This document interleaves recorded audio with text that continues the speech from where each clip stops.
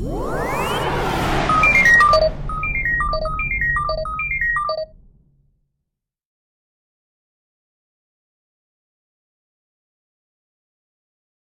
guys, how Mary meet everybody, it's MicheleMarieDalene. Today we're going to talk about a technical thing.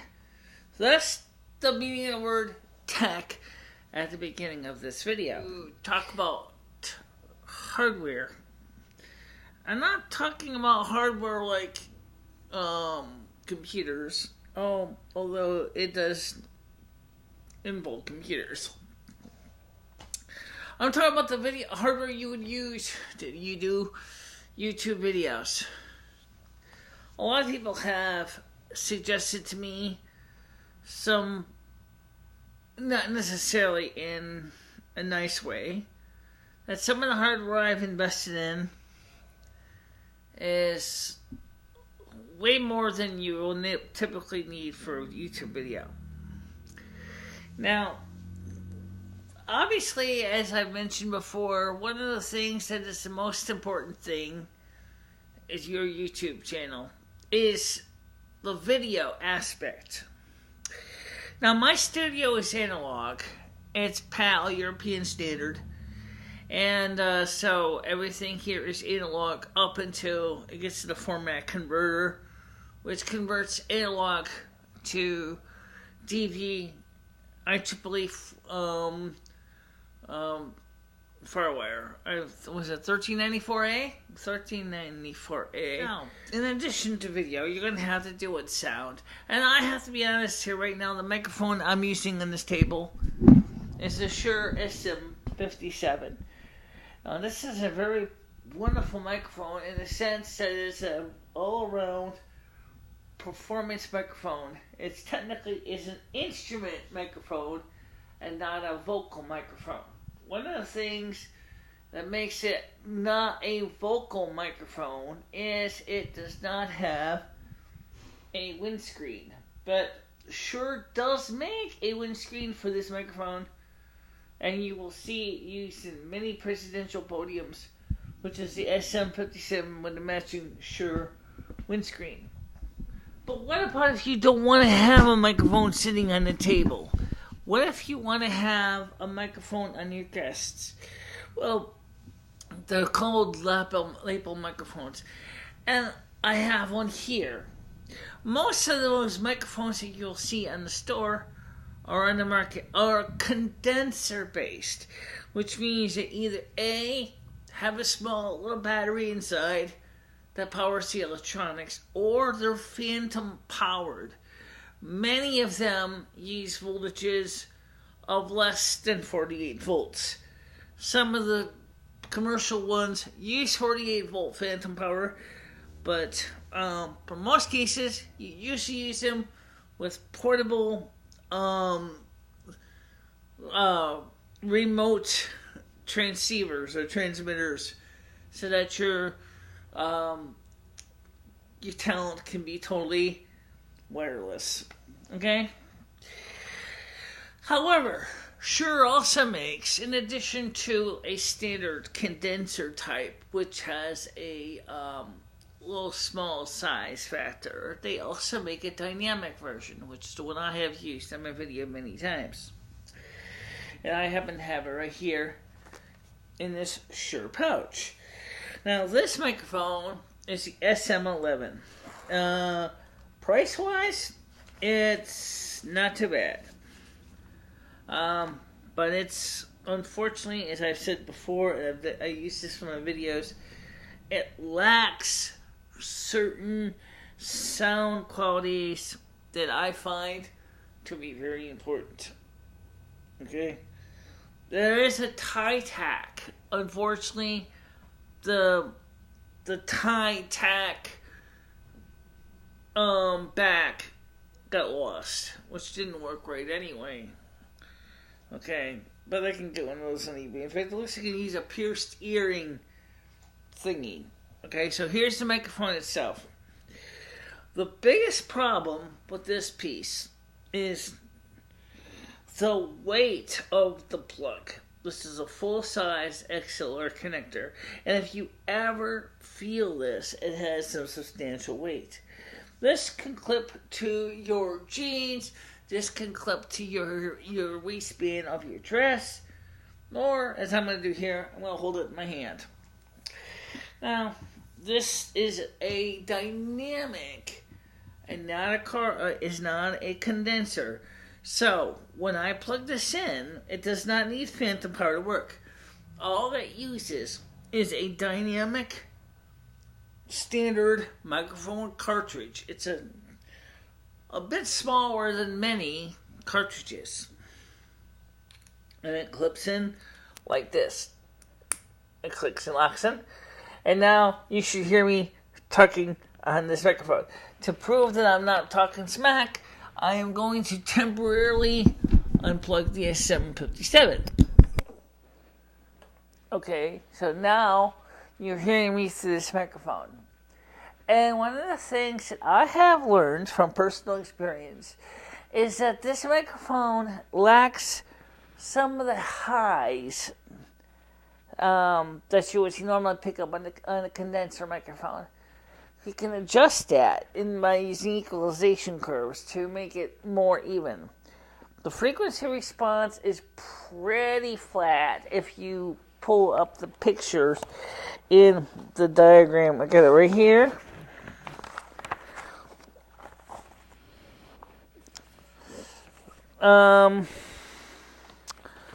So this is the manual. And I actually have two of them, whether or not. Model, some user guide, and this one. They're the same, basically here. Okay? I think I got mine actually secondhand. It just didn't say it was secondhand. Okay? Here we have your typical microphone specifications. There's your sound curve right here. It shows you that it's pretty flat up to about it shows a slight peak between 7 and 9 kilocycles. So it's pretty flat. Okay? And this is there's really not that much to the book, really. This is the front page, and just like almost all sure stuff, they give the schematic of the microphone inside, which is really nothing. It's just a microphone cartridge that goes to the XLR plug, color diagram, shows how you would normally attach this to your clothing. For this test, I just basically kind of cheated a little bit, okay?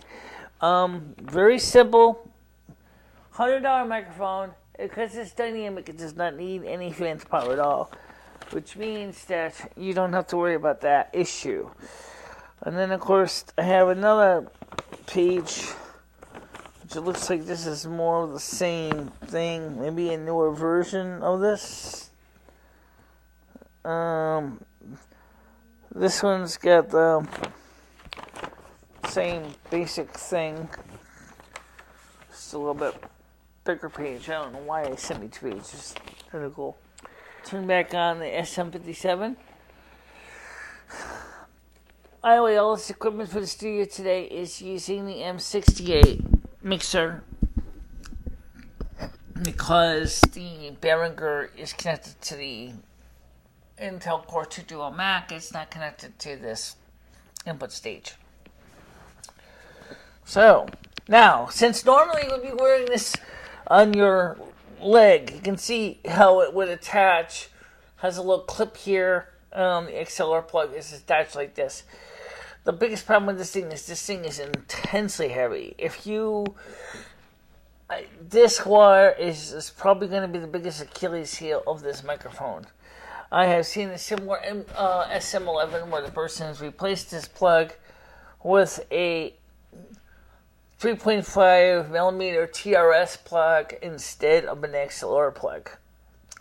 And that's a great idea. because this plug is enormously heavy. You can you actually can disassemble this and keep this plug for later, and just take out the screw. The insert will come out, and you can just go ahead and replace this plug with a later plug. But if you're like me and you're not really going to physically be running around the house, this is the way to go. It's just clips to your clothes, and you just I'll just use this piece of paper here to instructions. Pretend as you want. Well, this is the hemline of your clothes, and it goes out like this. And then you could just go ahead and just gently either run the water inside your clothes, or do what I do is I just run up my neckline, and then it goes to the back. Right now we are on the SM57 for this test. Yes, you can have both on at the same time. Why not? You can have both microphones on at the same time. M68 mixer doesn't have a problem doing that. And my personal experience with this microphone is the gain on this is actually very high for this kind of microphone. The Behringer mixer, unfortunately, makes it sound kind of boomy, bassy, but then from what you saw in the waveform, it's probably likely to be that way anyway. So yeah, if you can use a little bit EQ adjustment, you can probably make it sound a little bit better. Another thing too is I don't have the SM57 frequency wavelength chart, but it's a little more flat than this microphone is. Clearly, when you get a microphone clip this small, there's going to be times when it's just going to sound like it does. Alright? Really unexpected. I mean, it's just the nature of the beast. What's nice about this, of course, is that for your on-screen talent is that they have the microphone, they could be drinking coffee, they could be reading a book, they could be reading the pages, they can be looking at their cell phone, and you'll still be able to hear what they say, as I shall demonstrate here. If I, let me give you some basic information about this thing, the characteristics. I see why they gave me the English and the, other microphone instructions. Because this page is in the European languages. And this page is in English. Okay. So the Shure Model SM11 is a miniature dynamic lavalier microphone designed for use in television broadcasting, on camera for sound reinforcement, and certain radio and motion picture applications, and similar uses where a small professional quality microphone is required. The SM11 has a omnidirectional pickup pattern. I'm going to talk about that in a minute because that's important to know. And its frequency response is optimized for lavalier use. The microphone is supplied with a clasp assembly tie and tack assembly connector, belt clip, and zippered carrying storage bag. An optional kit for mounting the SM11 on various musical instruments is available as a Shure Model RK279. So yeah, you can put this thing on harmonica, you can put it on ukuleles and things like that too. Okay, so here's what you might want to know. Okay, features are frequency response is optimized for lavalier use. Acoustically matches most stand or desktop microphones, and it does. It very closely has a curve. It's very similar to that of the SM57 and the SM58. Definitely more of the SM58 highball, but still. Rugged aluminum construction, extremely flexible long life cable, 2 mounting options, tie clip, tie clasp, or tie tack. This is the clasp. The tie tack is the thing that's missing in the other one. Oh well, I have an idea. I might just go down and just go down next time I go buy one of those, get some more money and available to me. I'll just go and buy another one of those clips. The frequency response is 50 to 15 1000 hertz and C figure 1. And as you look at the sound, which the normal speech pattern, yeah, it's pretty flat from within the range that's spoken with. However, it looks like about 1050 kilocycles. It's actually a little bit below 0 dB. So it's a little bit below 0 dB at 1050 kilocycles. So if you're going to use this thing for that, you're going to be aware of that. Now, it mentions omnidirectional. I wanted to just talk about that real quick. And I mostly just read that to show you how the microphone would work when you're reading something. Omnidirectional versus unidirectional versus cardioid. Okay. Omnidirectional means it picks up sound from all sides, like a big globe. Okay? So the microphone is in the center. It picks up sounds from the front. It picks up the sounds from the rear. It picks up the sound from the sides. So it's like being in the middle of a sphere. A cardioid microphone is a little different. And I'm going to demonstrate, since I get both microphones out, let me just turn this off real quick and show you the SM57, which is a cardioid mic. Now, right here, I can hear me from the front, but you probably can't hear me as well from the back. And you might hear me somewhat, but that's because it's picking up the sound from the room itself, so it's just getting the echo from the room. Okay? So what happens is, with a cardioid, is the sound pattern is more like a mushroom. The microphone is here, okay, and the sound is pretty much being rejected from the back here. It's actually more really here, but it took the Shure brothers a lot of time to come up with this technology. They started coming up with the Unidyne microphones, because prior to this, the whole idea of a cardioid microphone actually involved 2 microphone elements instead of 1, which meant that if you were trying to pick up sound from a particular direction, you needed to have 2 microphones, of one that was facing your talent and the one that was facing away from your talent. And what you would do is you would set the 2 microphones out of phase, so that the one that's facing your microphone, the facing your talent, will be the main microphone, and the one that's facing away from your talent would be out of phase with the front one, so that the sound of the audience and the rustling of the audience reading the programs would pretty much be minimized. Well, when they created the Unidyne series, such as the T55s, what they're known as the Elvis mics or the Bio mics, this microphone was the beginning of the cardioid as we know it today. A very, very rugged original T55s.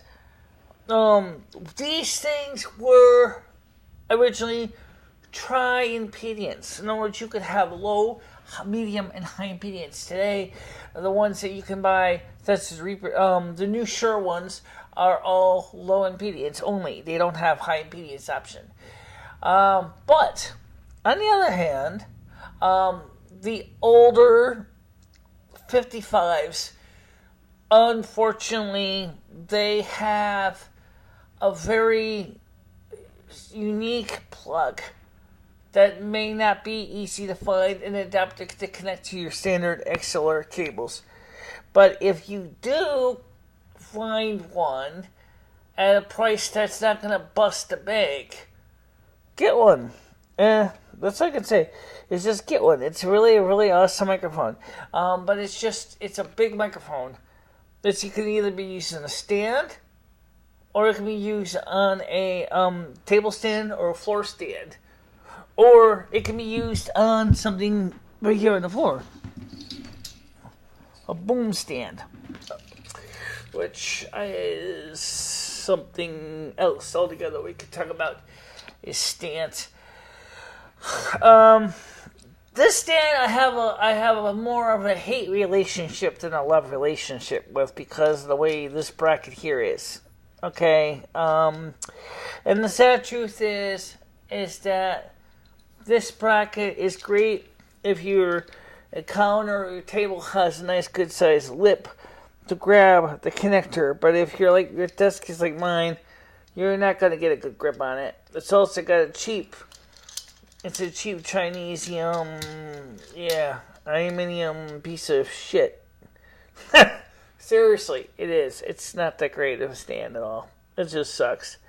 However, I'm going to be get this one pretty much. It looks like a second-hand one. Somebody bought it and they later said, "Oops." So, you can get the standard goose or lamps that have the same kind of a bracket that's more universal than this, and this will probably fit in that. This is an aluminium shit. It's not really that great, but yeah, it'll work to hold your microphone. Ideally, I already figured out the size. It's about 7/16 inch hole it needs. Half-inch hole could be used, but it would be kind of shaky. Okay, and if you're trying to have a nice, good, solid platform that's not going to be rattling around, this is not the way to go.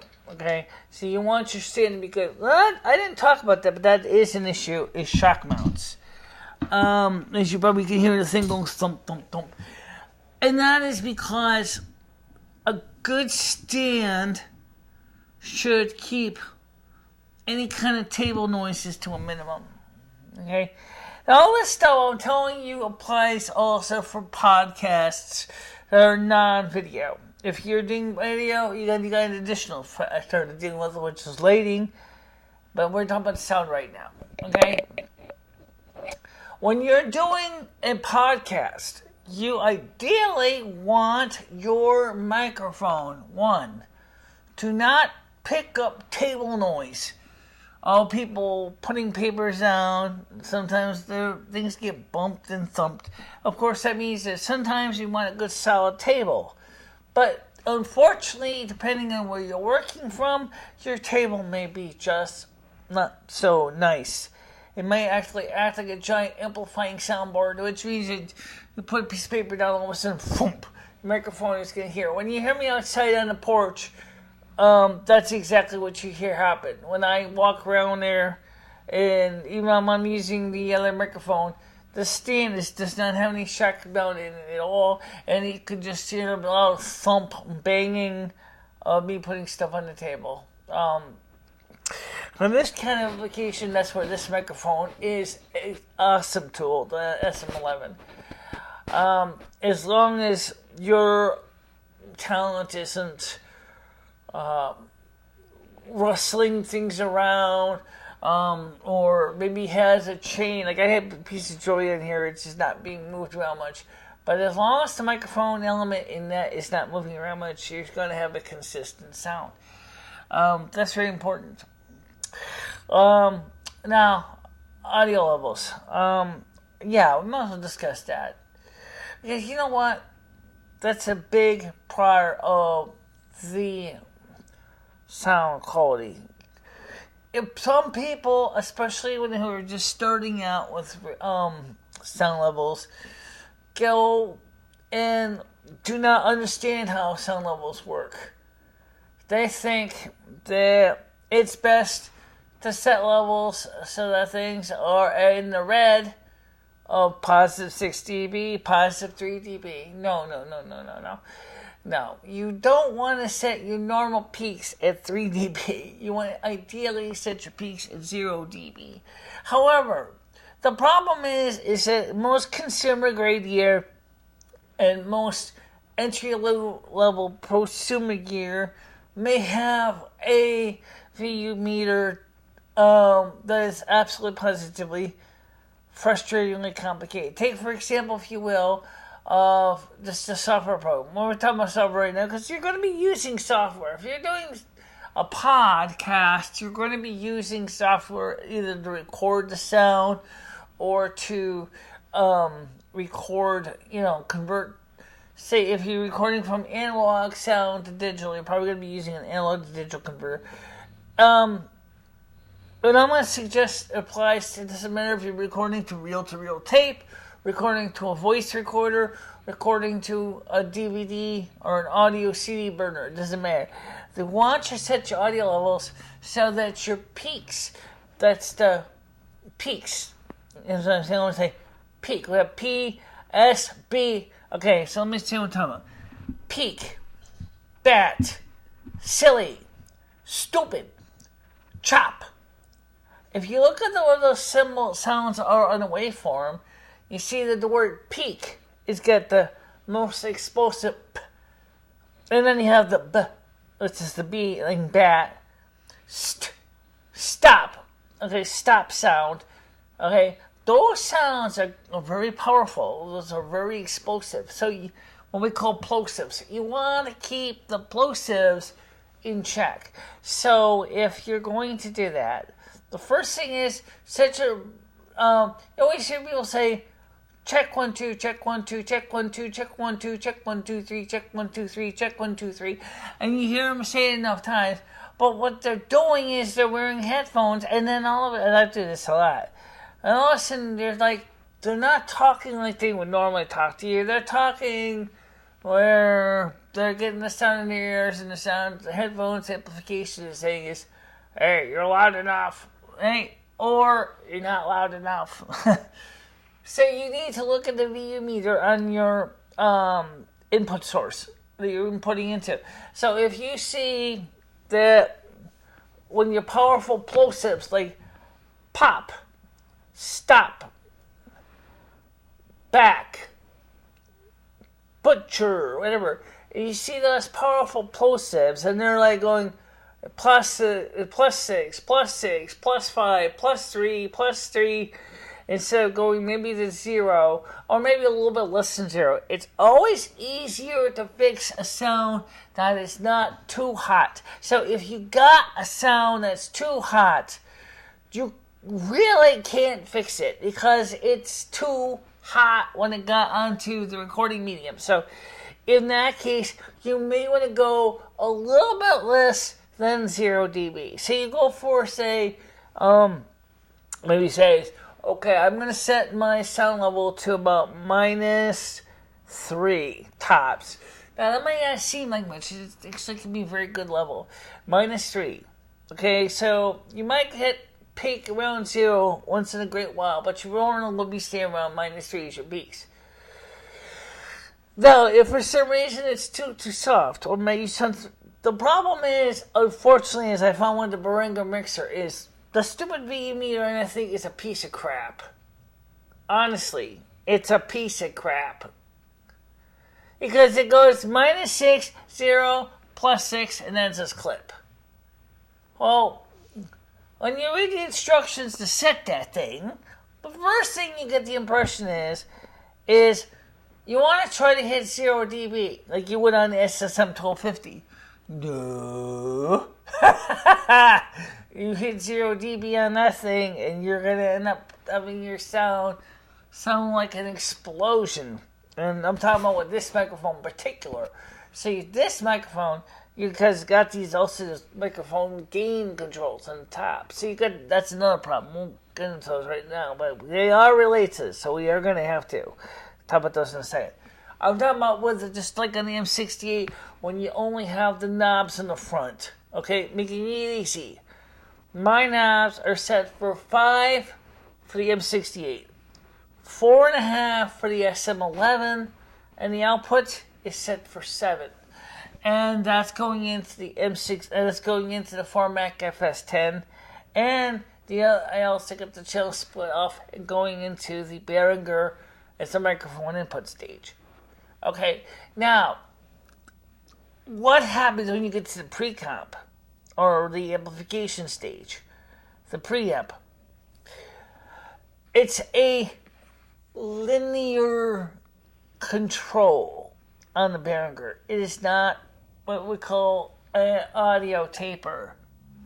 Okay, if you know anything about linear and audio taper, a linear control is very simple. It's just a straight up line. Okay? So, in other words, it's straight, it's simple, it's not no surprise. Whereas a audio taper is more like a logarithmic scale. In other words, it may start out wide, and all of a sudden as you turn it up more and more and more and more and more and more and more, the dB keeps going up faster. So it shoots up like this, like a big hook. On the output. So if you actually looked at it on a waveform of the resistance, it goes from like a very slow, then becomes very asymptotic by the time you turn the volume all the way up to the top. But that's because audio, the way it works, is very, very much a logarithmic function in the TV. So obviously, like my friends at GLB Production says, when you're dealing with the preamplification stage, is how loud should you set the dial? Is really ideally not much more than maybe about.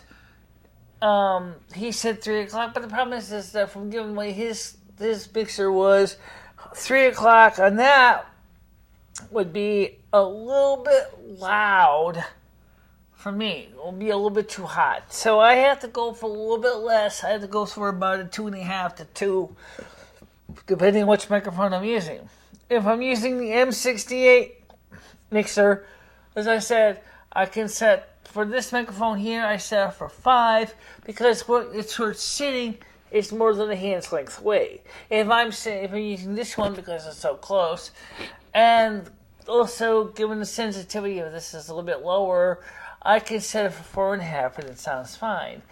If I'm using the rebuilt pile, I have to really be careful because that thing is extremely sensitive. Really sensitive. I think the original manufacturer, the pile manufacturer, would be blushing with this embarrassment that its original cartridge in that thing was as deaf as a post. But the replacement cartridge in that thing is so damn loud that you can just basically gotta just tweak the control just very carefully. And because of the way that those preamp pots are set, you gotta be very careful. Okay? So, for a person starting out, what kind of mixer should you get? Since obviously, we're going to be dealing with mixers. We have to talk about them sooner or later. Okay? I've seen my demonstration of Behringer, you saw me unboxing, you saw my videos on it. I would say, if you had to pick a starting mixer from no experience, if you're not using any XLR microphones, you can go pick up a realistic mixer or an Optimus mixer from Radio Shack. They're fairly secondhand on eBay. They're really not that expensive. I personally do like the Optimus SSM1250. I think it's a really wonderful, it's a DJ mixer. It has one microphone input in both standard 1/4-inch foam jack or jack plug, and of course in standard XLR. So if you can have both, you can't use them both at the same time, but you can use one or the other. And it has a separate volume control for the microphone, and also you can set on the crossfader. You can add the microphone in so that you can crossfade between your music and microphone and whatever. And there was also as a cut control to cut down the music by 20 dB so that your microphone will override it. A very nice thing also has a nice analog video meter. I've always found was nice. I love the media meter. Still got mine. It's busted. It's not working, but the meters are fine. I just want to get it fixed. I haven't figured out what to do with it yet. But the biggest problem with the SSM1250 is for sound reinforcement If you're only using one microphone, it's probably going to be fine. If you're going to be using 2 or 3 microphones, it's going to be a really problematic thing. So if you're willing to go for a bit better mixer, and there is a couple different models, the older Shure M68 line is actually a pretty good mixer. I know that other companies that make basic simple ones similar to it, like the Naughty and a few others, but the Shure one is, you can get a good quality one, plus Shure gives you access to the schematics, because you're going to want to recap it. It's going to need a recap. Shure makes it easy to recap it because they give you the complete schematic, the complete parts placement, and they tell you exactly what parts you need to replace, like which capacitors, which kind of capacitors. It's perfect. You can't even screw up. It even tells you what size screws you use to hold the cabinet together. How perfect can you get? So you get this awesome tool. The company Shure Brothers or Shure is going to give you everything you need to keep your 1960s M68 mixer in tip-top shape. Of course, it's a little work. It's a simple little mixer. It uses simple geranium transistors. It's not too hard to build. It's not too hard to repair. Recapping is going to be essential. You're going to recap the power supply first. Most important part. Because I found out from hard experience, because I had a daisy chain incident in my SSM1250. The power supply, the rectifier filter caps went bad.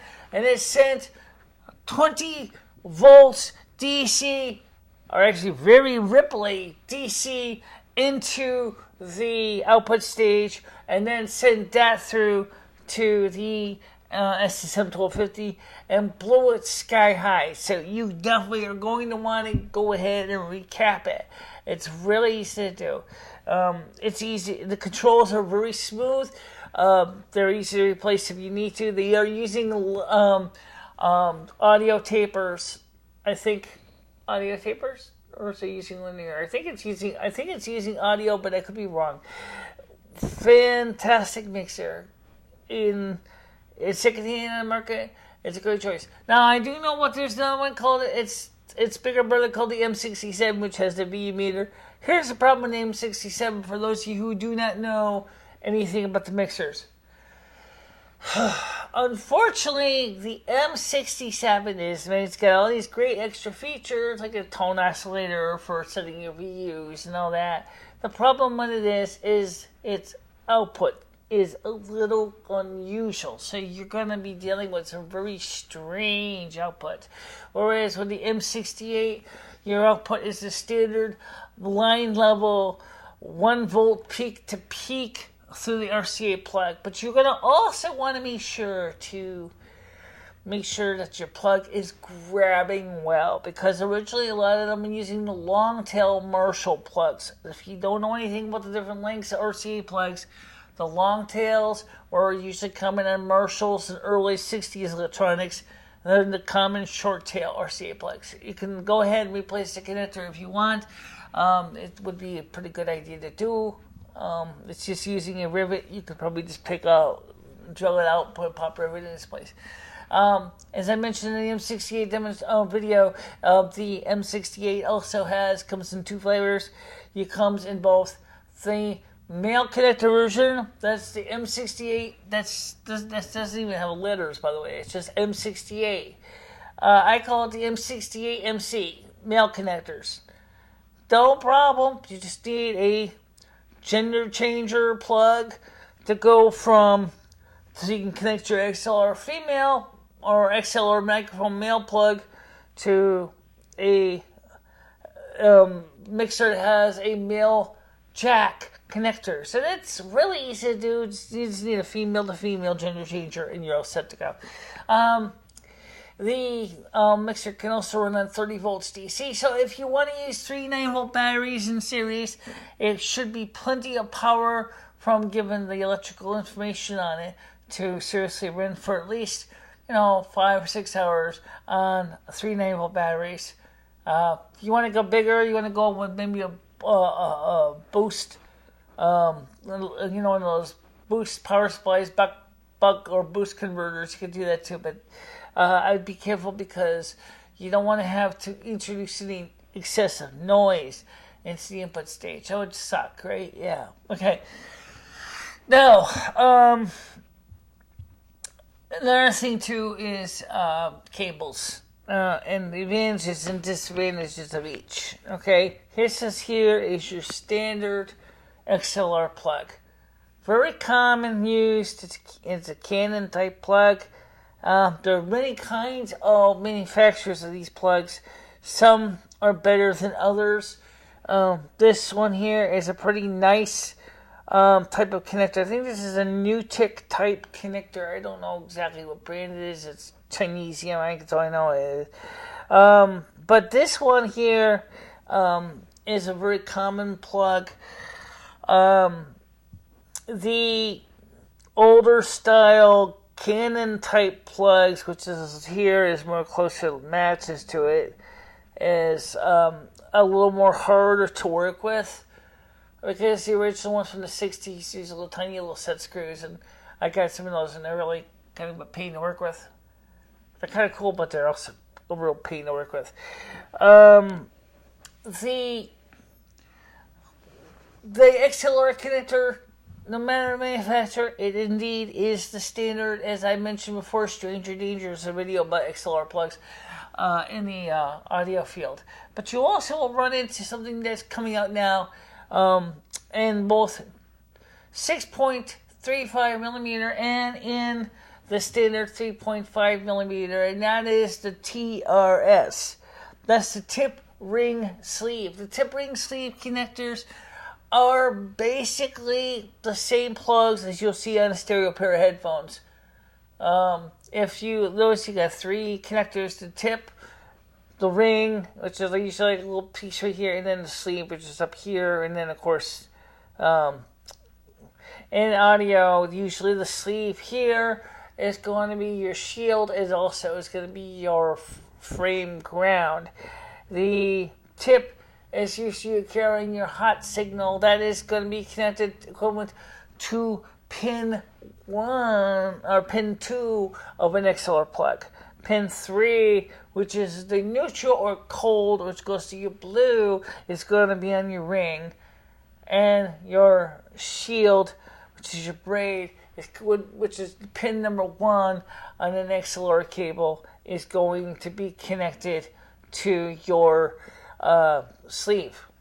Okay, now different colors. I won't get into that right now. GLB goes into this. I can just tell you right now, at my personal experiences, I had to rewire this cable because whoever made it in China didn't understand the way XLR plugs were wired. I was probably thinking it probably was wired the same as DIN plugs. They're different pin assignments. I had to rewire this. If you do need, by the wire's cheap. The cable's cheap. It's not bad. It's not bad wired. I don't know if it's really super shielded, but it holds up fine for me. The thing that you're going to watch out for is the fact that this is copper clad aluminium. So when you're soldering this, you're going to want to use a very low heat iron. I would say about 10, maybe 15 watts tops, and solder very quickly the wires, and you tin the copper cladding, because otherwise if you burn through the copper cladding, your solder ain't going to stick. So keep that in mind. Okay, in a future tech video, we are going to discuss the video input stage. That's going to be a little more fun because that's going to have to involve more hands-on and more demos and stuff. But, and also, eventually I'm going to sit there with you and I want to discuss the importance of how to design your channel theme, and also maybe how to design your studio configuration. We can do a whole bunch of videos. I want to do some of these anyway. I kept saying I wanted to do this. A couple of years ago, I started doing this, and then we kind of dropped the ball. So let's see if we can try to finish up where I left off about 2014. So that's going to be what we talk about next time. Remind me, if I forget, remind me to cover the issue of cameras, lighting, and decisions of types of cameras to use. And I will do my best. But most important thing is, let's talk about putting your microphones away, because this is important, because this one is no doubt importantly heavy. If you're going to put this microphone away, don't try to grab the microphone by this end and leave this bad boy dangling. And I'm taking this now, because I'm going to put it away here. Okay? Don't do that, because you do not want this thing to drop, because it's so heavy and this wire is so fine. It'll rip the schmutz right out of your cord. Okay? So keep an eye on the cord. Gently take this off. Like that. Okay? Hold on to the plug. Don't let that drop. Roll it up in big loops like this. Don't worry about it's not perfect. No one's going to kill you. It's not going to matter. But what's going to matter is this plug. Is if you do got to let it drop, if you do have to let it down, then place it gently down on the ground. Okay. I'm just doing this way because this is the way it worked out here. It's not really the best way to get it on your wrist, because then you have to unroll it from the wrist. So, if you want to do it this way, I want you to know the way to do this. This is the way I've done it many times. Okay? Just gently roll it up like this. And as you work your way to make sure I'm trying to get out the snarls, this plug is going to be very heavy. So hold the plug and pick up the plug. Keep it supported at all times. Okay. There. Now I can put this in the pouch to protect it. So, in the case of the SM57 microphone and the SM58 and the PG 38s, 48s, and 58s, these are a little bit more durable because they don't have cords with them. So what you would do then is you just unplug the microphone and place them. If you don't have a package like this or padded envelope, place them in a box gently. Please be careful. I mean, they are delicate, sensitive instruments. And they're not as delicate as ribbon microphones, which I have no experience actually having one, but I can tell you from what I've read, the ribbon microphone is still highly sought after in audio work, but it is extremely sensitive. So keep that in mind. Alright, so there you go. Got some information, and I got enough material now. I can go ahead and trim this down and make this better. Since we're talking about audio, I'm going to focus this video on audio. I originally was going to do video, but let's not. Okay? So, alright, so for now, see you next time. Bye-bye.